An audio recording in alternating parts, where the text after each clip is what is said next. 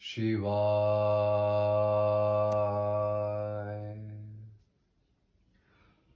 Namaste and greetings from the Himalayas.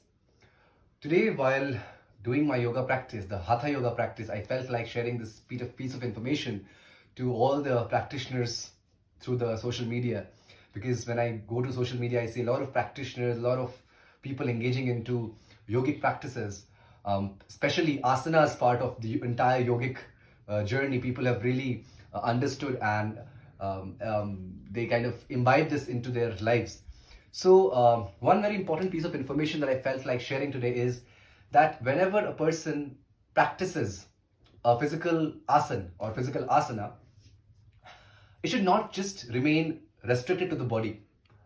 It's not about just the body being into different shapes, but it is also the energy and the mind that needs to be coordinated. Only then a particular exercise becomes a yoga asana. So if I'm doing something physical, that's an exercise. How will that exercise become a yoga asana? For that to happen, you have to engage your energy, that's the prana, and your mind, the mana. So that is very, very important, which I personally feel that every yoga practitioner or physical asana practitioner must understand. Now you will say that how do we do it? I'll give you a small, tiny demonstration of how this can be done. Let's take an example of half spinal twist. When you do a half spinal twist or Ardha Malsendra or Ardha Marsendriya asana, it has to be coordinated with the breath. That is very, very important. Now I'll show you how to do it. For half spinal twist, we kind of keep the body like this. You know how to do the physical one. I'll explain you the breath, because without coordination of the breath, the asana is not an asana. It just is mere exercise. So remember one fundamental rule. Whenever the body expands, you inhale. Whenever it contracts, you exhale. Okay? Contraction is exhalation. Expansion is inhalation. That coordination has to be maintained whenever you practice an asana. So right now I'm going to do half spinal twist. First I will stretch my spine, give a traction to my spine, sits comfortably, keep the right hand behind and inhale. Take the posture, and while moving and looking back, I will exhale. And then hold this posture for the number of breaths that you want. 1, 2, you can do it for 6 rounds, 10 rounds, whatsoever your body demands, and keep breathing. Okay, so that is how it has to be done. When you are done, again stretch your spine up and exhale, come back. So it's like inhalation, exhalation. So inhalation means expansion. When I'm contracting, it's exhalation.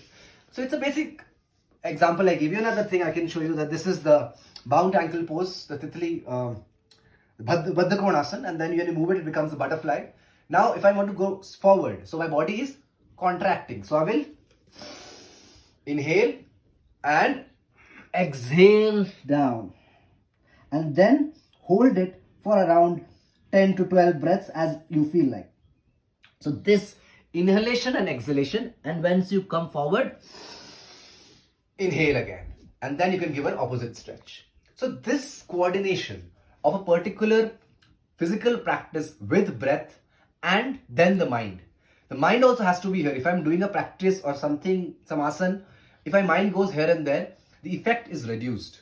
So if I'm practicing a particular asana, for example, let's say Bhardwaj asana, inhale, exhale, and I'm taking the breaths, my mind should be on the spine. My mind should be on the stretch. It should not go here and there, right? So you keep breathing, keep feeling, bring the mind in the present. You can take the help of music, you can take the help of ragas, so that your mind doesn't go here and there. So the physical practice is not just physical. It is physical, it is energetic, and it is also mental.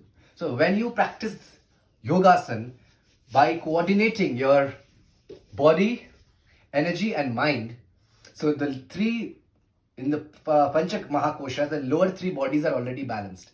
The Annamaya Kosha, Pranamaya Kosha, Manomaya Kosha. Physical, energy and mental body. So automatically the 4th body, the Vijnanamaya Kosha, that's emotional or wisdom body, will start proliferating, right? And then you will reach the higher states, which is called the Anandamaya Kosha, and then Asmitamaya Kosha, whatsoever. So first step towards any yoga practice is about coordination of the body, energy, and mind. So that is the right approach towards approaching yoga asanas when you're practicing yoga. All right.